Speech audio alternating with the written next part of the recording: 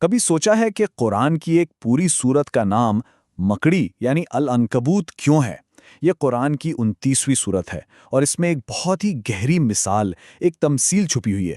ایک ایسی مثال جو ہمارے حفاظت کے پورے تصور کو، ہمارے سیکیورٹی کے آئیڈیا کو چیلنج کرتی ہے۔ تو چلیں آج اسے سمجھنے کی کوشش کرتے ہیں۔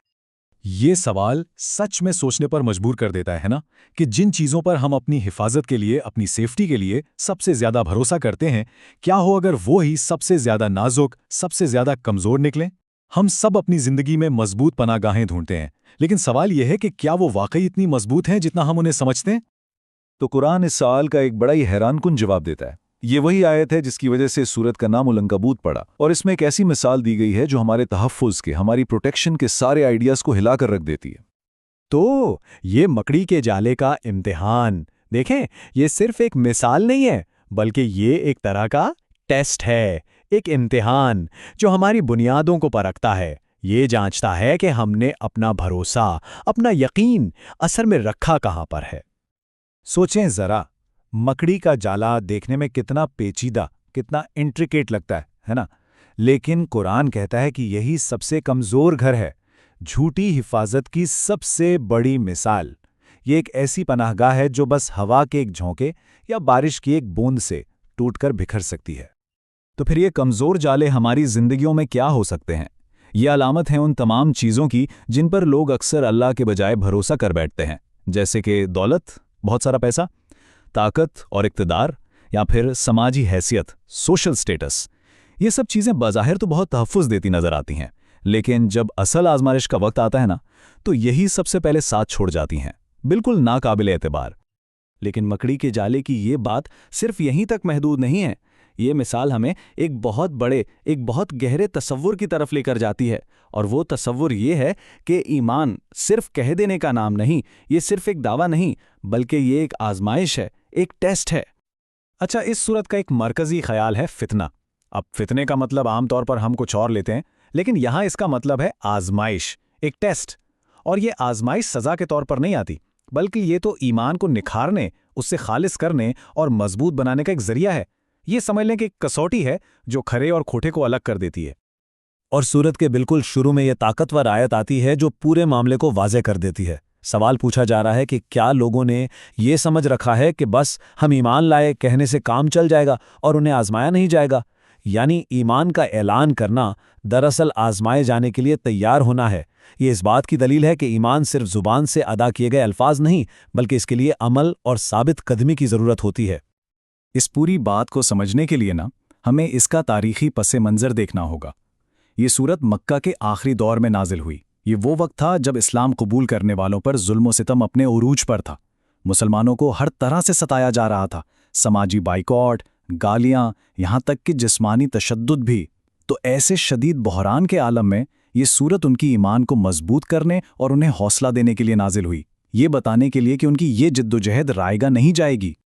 تو ایک طرف مکڑی کا کمزور جالا ہے، اور دوسری طرف قرآن حقیقی طاقت کی مثالیں دیتا ہے، اور یہ مثالیں ہیں ماضی کے انبیاء کی، جنہوں نے بڑی بڑی شدید آزمائشوں کا سامنا کیا اور ثابت قدمی کی داستانیں رقم کی۔ سب سے پہلے مثال آتی ہے حضرت نوح علیہ السلام کی۔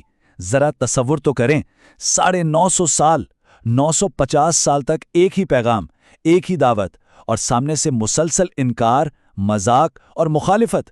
یہ انسان کے صبر اور برداشت کی انتہا ہے، اور اللہ پر غیر متزلزل یقین کی ایک زندہ مثال ہے۔ پھر کہانی آتی ہے حضرت ابراہیم علیہ السلام کی۔ ان کی آزمائش کیا تھی؟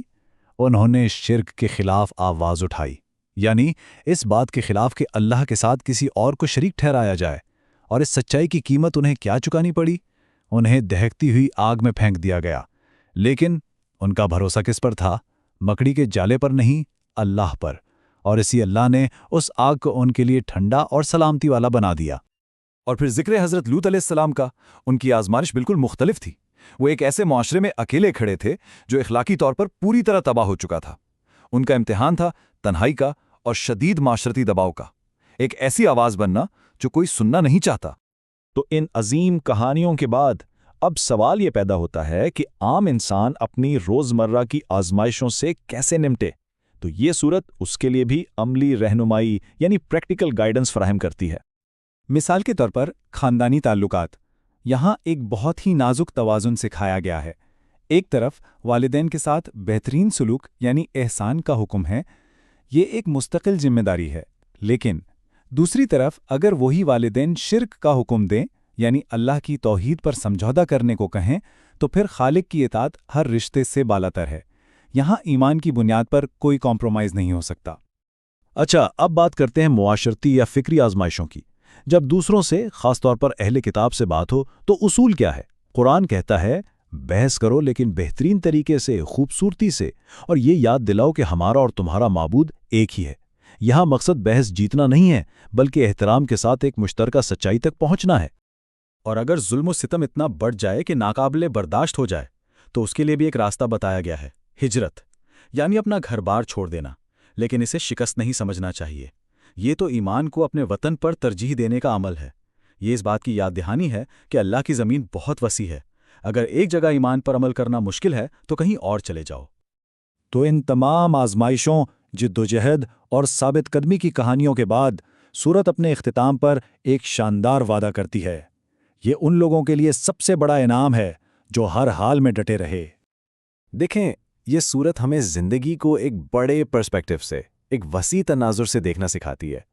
یہ کہتی ہے کہ یہ دنیا کی زندگی تو بس ایک عارضی کھیل تماشا ہے۔ اس کی مشکلات، اس کی خوشیاں سب وقتی ہیں۔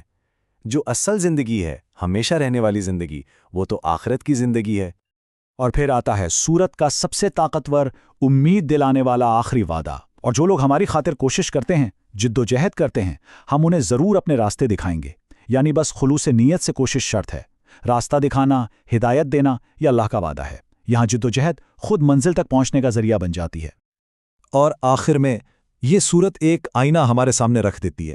یہ ہمیں ایک ایسے سوال کے ساتھ چھوڑ جاتی ہے جس کا جواب ہم میں سے ہر ایک کو اپنی زندگی میں خود تلاش کرنا ہے۔ سوال یہ ہے کہ آپ کے اور میرے مکڑی کے جالے کیا ہیں؟ وہ کون سی کمزور چیزیں ہیں جن پر ہم نے بھروسہ کر رکھا ہے اور انہیں اپنی سب سے بڑی پناہ گاہ سمجھ بیٹھے ہیں؟